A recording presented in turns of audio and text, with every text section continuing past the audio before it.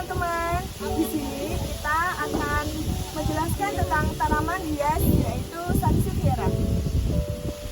Sansevieria atau biasa disebut lidah mertua merupakan salah satu jenis tanaman yang cukup terkenal dan jadi primadona di kalangan pecinta botani.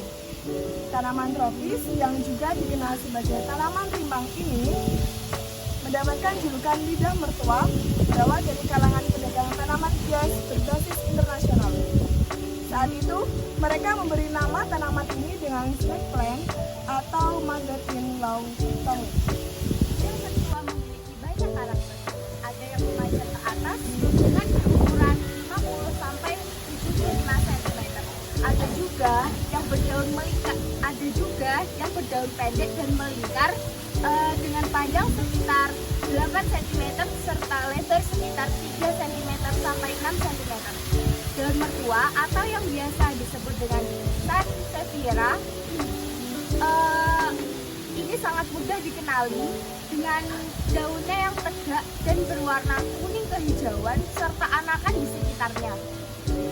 Perlu diketahui, tanaman lidah mertua ini adalah tanaman yang berasal dari beberapa kawasan di Asia Selatan dan Afrika Timur, seperti contoh India, Asia Selatan, Pakistan, Afrika Timur hingga Arab Saudi. Secara geografis, tanaman rimbang tumbuh di daerah tropis yang kering.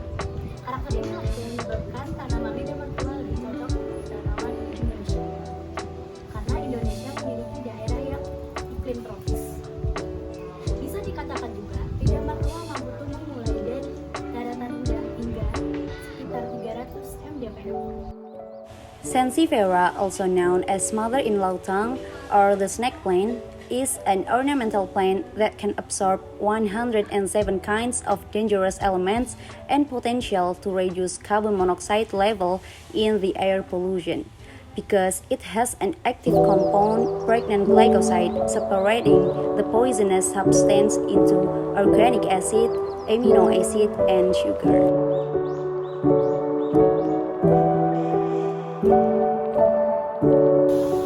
Manfaat dari tanaman lidah mertua atau Sansevieria adalah selain dapat mengurangi kadar polusi di udara, lidah mertua juga bermanfaat untuk menetralkan bau tak sedap, mengurangi radiasi, dan yang paling utama yaitu sebagai tanaman. Nah, dari berbagai manfaat lidah mertua tadi, bagaimana sih cara merawat tanaman hias yang satu ini? Nah, jadi untuk merawat tanaman Sansevieria ini, yang pertama, letakkan di tempat yang cukup mendapatkan sinar matahari seperti di ruang terbuka ini. Lalu yang kedua, siram seperlunya. Oh iya, tanaman Sansevieria ini tidak perlu disiram sering-sering ya, karena jika terlalu banyak disiram dan terlalu sering, maka tanaman akan cepat membusuk. So, menyiram tanaman Sansevieria hanya perlu 1-2 kali dalam seminggu.